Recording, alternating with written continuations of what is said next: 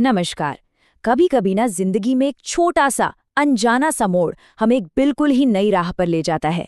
आज हम एक ऐसी ही कहानी सुनेंगे, सानिया की कहानी।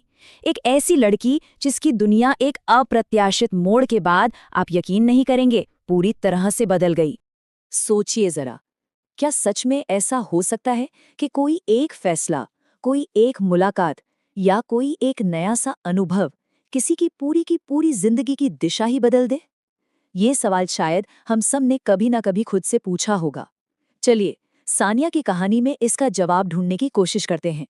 तो हमारी ये कहानी शुरू होती है सानिया के स्कूल के दिनों से। वो एक ऐसी स्टूडेंट थी जिसकी पहचान उसकी सादगी और उसकी मेहनत थी। सानिया की दुनिया, कह सकते हैं, बहुत छोटी और सरल थी। उसका पूरा का पूरा ध्यान सिर्फ और सिर्फ अपनी पढ़ाई पर था। बाहर की दुनिया में क्या चल रहा है उससे बेखबर वो अपनी किताबों में ही खुश रहती थी। और ये वो टाइम था, याद है ना, जब पूरी दुनिया कोविड की चुनौती से लड़ रही थी। उसी मुश्किल समय में सानिया ने अपनी 10वीं की पढ़ाई पूरी की और फिर 12वीं के लिए तो अपनी पूरी की पूरी ताकत ही लगा दी। ऑनलाइन क्लास, चारों तरफ एक अनिश्चितता का माहौल, और उसके बीच भी सानिया ने 10वीं क्लास में 80% मार्क्स हासिल किए। ये सिर्फ एक अच्छा स्कोर नहीं था, ये उस मुश्किल हालात में की गई उसकी मेहनत का सबूत था। और उसकी मेहनत वाकई रंग लाई।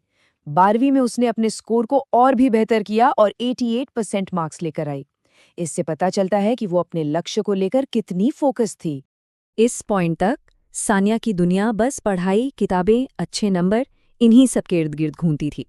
आध्यात्मिकता, ध्यान या फिर ओम शांति जैसे शब्द, इन सब से उसका दूर दूर तक कोई लेना देना नहीं था। लेकिन स्कूल खत्म होते ही उसकी जिंदगी में वो मोड़ आया जिसने उसकी कहानी की दिशा ही पलट कर रख दी।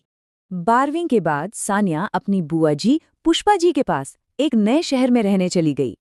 उसे जरा भी अंदाजा नहीं था कि ये छोटा सा बदलाव उसकी जिंदगी का सबसे बड़ा अध्याय लिखने जा रहा है। यहीं पर उसकी बुआ जी ने उसे ओम शांति सेंटर के बारे में बताया। ये वो जगह थी जहां वो पहली बार ब्रह्मा कुमार और ब्रह्मा कुमारी से मिली, जो इस आध्यात्मिक मार्ग पर चलते हैं।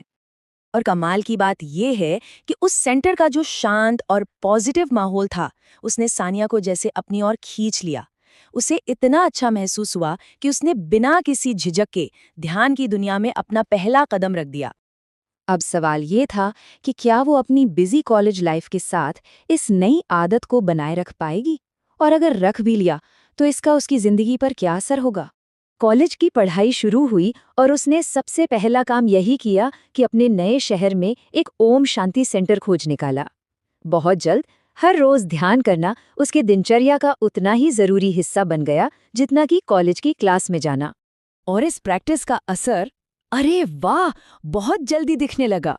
रोज ध्यान करने से क्या हुआ, उसका कंसंट्रेशन बढ़ा, जिससे जो सब्जेक्ट्स मुश्किल लगते थे वो भी उसे आसान लगने लगे।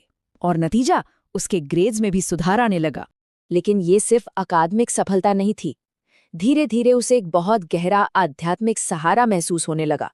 उसे ये विश्वास हो गया कि एक दिव्य शक्ति है जिसे वो शिव बाबा कहती थी, जो हर पल उसके साथ है। पर यह बदलाव सिर्फ अच्छे नंबरों तक ही सीमित नहीं था।